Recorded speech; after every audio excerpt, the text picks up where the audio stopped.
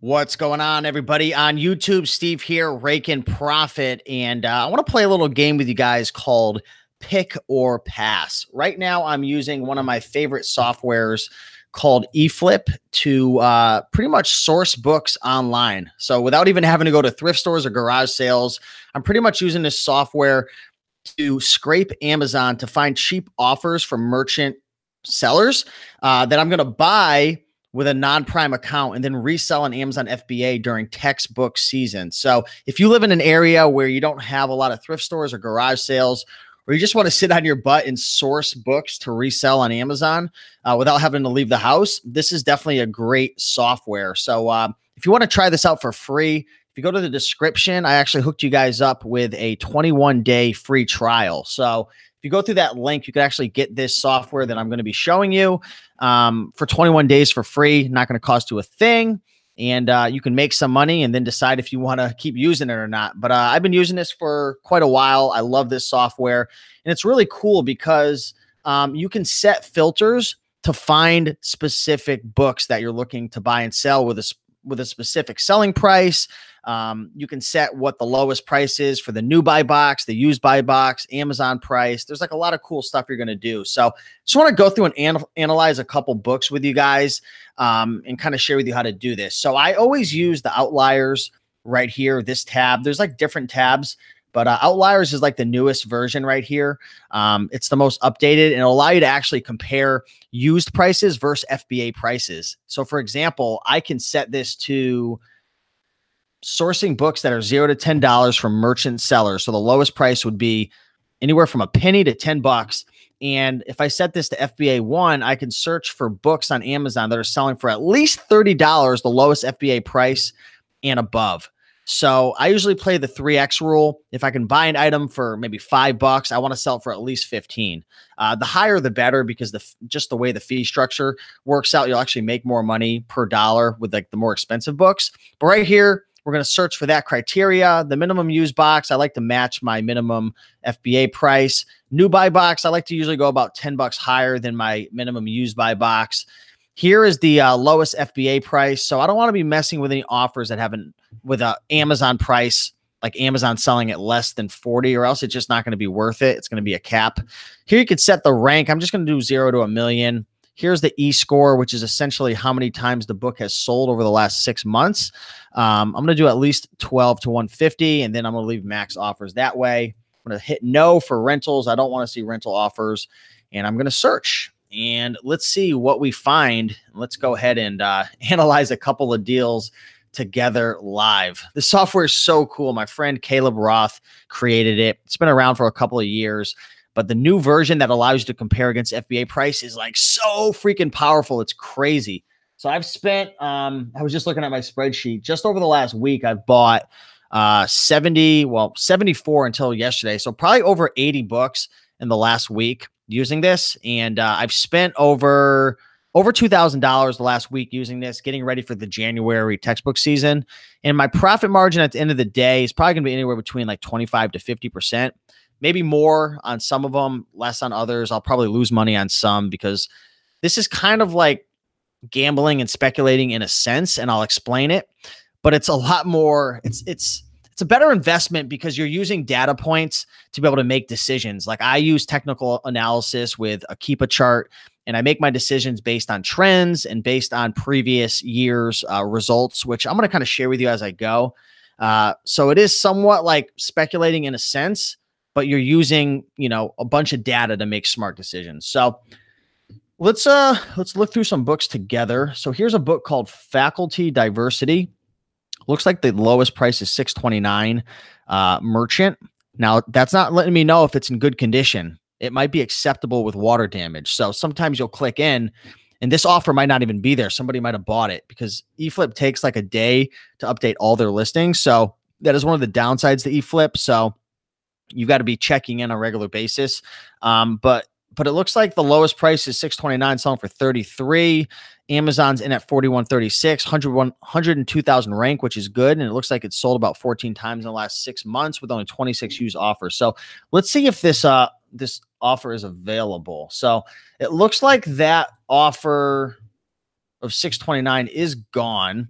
but I do see an offer right here. It looks like the lowest one is 12.26. Pretty similar to the first one, but that's in very good condition. So let's just see if this would be a good deal to buy at 12.26. So the first thing you're going to notice is this graph pops up.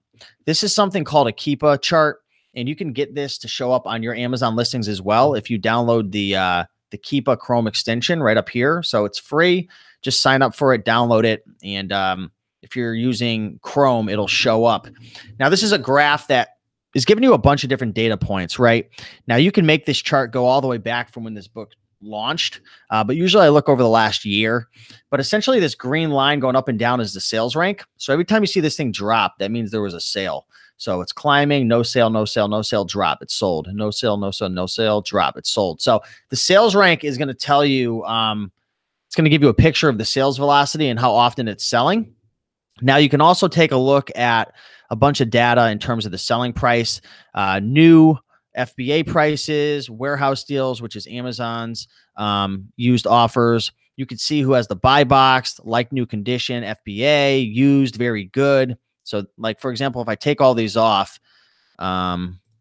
like I could see what the good prices have been selling for. Like, so I can see over time, you know, this has been selling for about 23. It looks like in July, there was a couple that got up to 50, but this is probably worth, and this isn't 100% accurate. I want to say, like, I've done, I've done things behind the scenes to see if it like actually matches up, like checking my order prices versus what Keepa says.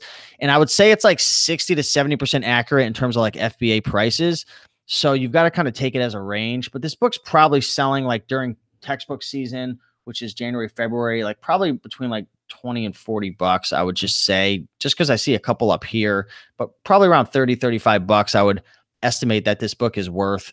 You can also hit less or more data right down here, and you can actually see the amount of offers over time. So like during textbook season, you'd want the price to be going up, and you'd obviously want, you know, the offers going down, because that's just supply and demand. If the offers were going up, the price would probably be coming down. So you can see a lot of information. Is Amazon selling it? You can see Amazon's been on this listing for like 30 bucks to 35 all year long.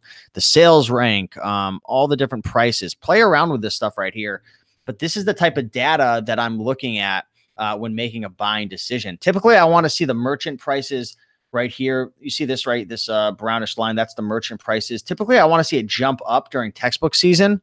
So I'm going towards January, February right now. That's, you know, I'm saving all my books to send in then.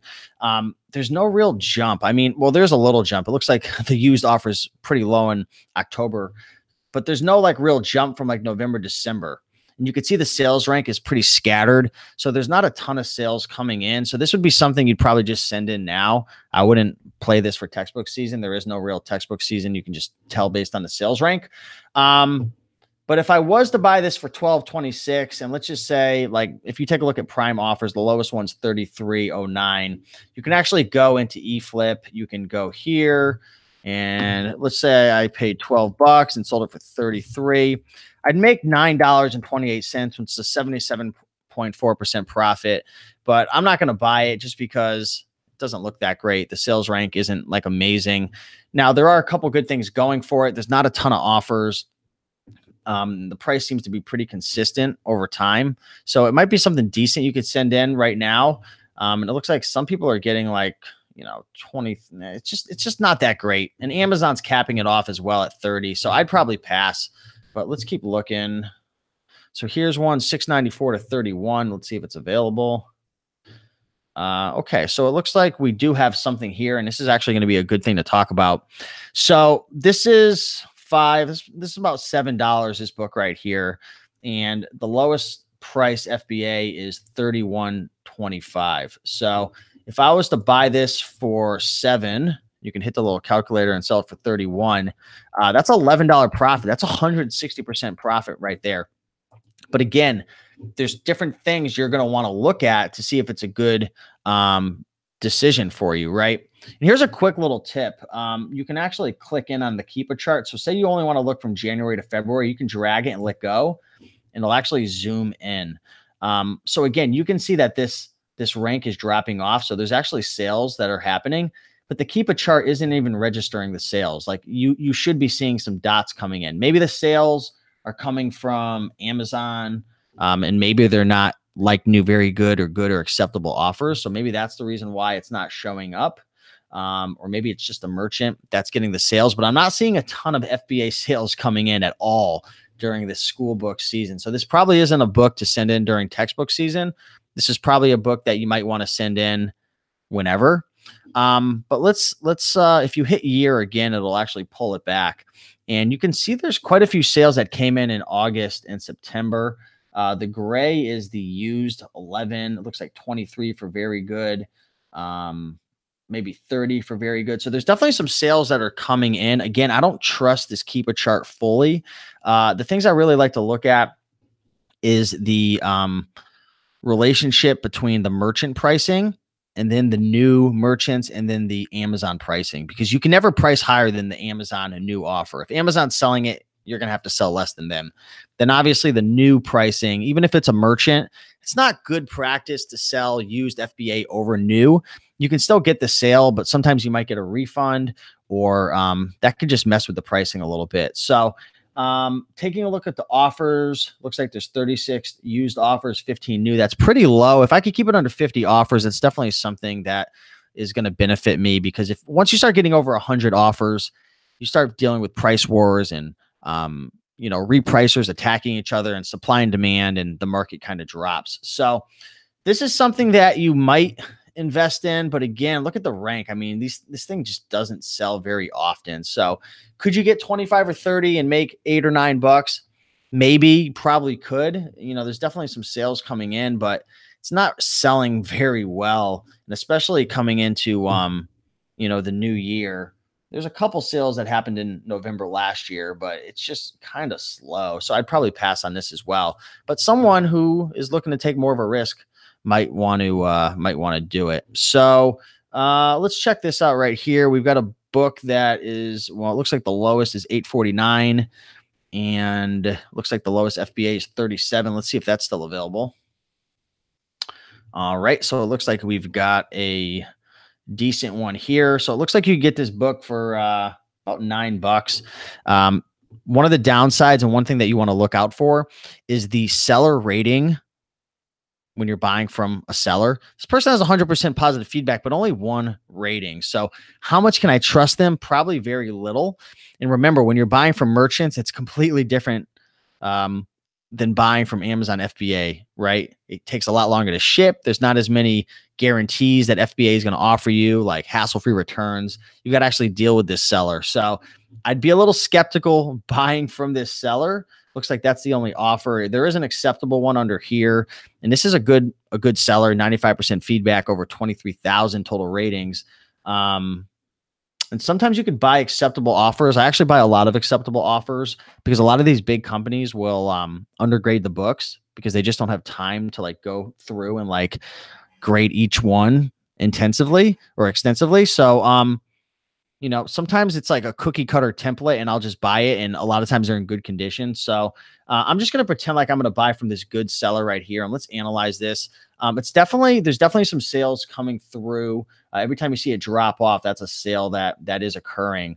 So it's a little slow between January and May of last year. So that's not a good sign right there. But if you take a look in September, it was definitely dropping off. The rank was getting sub 100, popping up to 3, popping up to 5, dropping back down. So there's definitely sales coming in. 23, 30. Looks like the couple sales came in at 34. One came in at 46, like new. So if you take a look at the prime pricing, it looks like the lowest one's at 42.65. And one thing I like to do is I like to have my phone in my hand. I know you're not going to be able to see this, but I actually take my Amazon seller app out. It's a cool little tip, and just scan the cover of the book. So I'm actually scanning the picture right here, and it'll pull up on my my cell phone. And I like to look at it. It'll show me the sales rank and different things like that easily. So this book's actually ranked at 200,000, which isn't bad. The lowest price is 42.65. And if I bought this for, what was it, like $8 or something, or $9, I would make let me see. I'm going to just put it right into my phone right now. If I sold it for 42 for $9, I'm making almost $18 profit right there, which is like a 200% ROI. So this might be a decent book to pick up. Again, the prices are a little inflated right now. It looks like in the past, the prices were a lot lower, more around like 22, 25. So it is a little risky. There's not a ton of data. You could go back to all and kind of see how this is trending over a longer period of time. But that's kind of how I do it. That's kind of how I'm looking around and trying to find deals and stuff. I do like, you see this right here, the used offers really drop down right here. And when that happens, a lot of times prices will spike up. Like somebody got $49 like new condition right there. And there was only 5 new offers and 17 or 16 used. So I love using Keepa. You've got to get the Keepa chart. Make sure to go into your settings of Keepa and make sure that you take a screenshot of my settings right now and make sure that the settings are like this. I found that to be the best. And plus, there's one, where is it? Display product stock quantity for some merchants on offer pages. Hit yes. So then when you're looking at offers, it'll tell you right here how many is in stock, because that's important as well. If someone has like 100 in stock, they're going to control the price to an extent, depending on the sales velocity. So just a couple of things. You can mess around with these filters all you want, right? Like this is going to be somewhat of a shorter video. I'm not going to go too deep, but this is one filter. You can take a screenshot of this. Another good filter I like to mess with if you have more money is I like to source books that are selling between 30 and 40. Merchant, and then I'll look for books that are selling for like 80 or more. Sometimes I'll even go down to like 60 and they won't even be profitable right now, but I'll play the textbook season because sometimes prices drop off after textbook season and then they pop back up again. So I'll look for books that aren't profitable now because I know most people aren't. And then I'll buy them a little cheaper and send them in, speculating in a sense, but using data points on the graph to make smart decisions and whatnot. It's all about this graph. If you see this, like you'll see certain listings where the price like literally goes up to like $100, and you can see it happening every year in 2018, 2017, 2016. Now there's no guarantee it's going to happen the next year because the teachers might not require their students to have that book, or a new edition could come out. But again, you want to live and die by this Keepa charts. There's so much information that you can extract from it. It's unbelievable. But yeah, back to this. Again, I usually set this, I match that. I usually put this about 10 or 20 bucks higher, but this is another good setting that you can, that you can play around with, something like this. And then you can start searching for more expensive books that have more profit. Again, there's going to be a little more risk, a little more upfront cost to buy these books. But that's another good filter. You can play around and do all different types of things, right? It's really up to you. So definitely check this software out. I've done quite a few videos on this. I'll do more in the future, but just want to do a little live sourcing with you. 21-day free trial is in the description. Should be the first link. If you go through that link, you're going to get that extended 21-day free trial to play around with it for free and source some books. Now, eFlip's not associated to Amazon. All it's doing is filtering out this information. And when you click on it, it's just opening up another tab to Amazon. So create a new Amazon account that's not associated to your seller account or your Prime account. So like I have a brand new account that's just my buyer account. It's not associated to Prime because that is against the rules. So definitely check that out. And hopefully you guys enjoy it. If you have any questions about this, let me know. But I'll be doing a lot more videos on this in the future because this is just what I'm doing lately. I'm going hard. I'm stacking up a lot of books for textbook season, and it's going to be a lot of fun. So hopefully you enjoyed this. If you did, hit that like button, leave a comment below, check out the free trial, and good luck. I'll see you in the next one. Bye.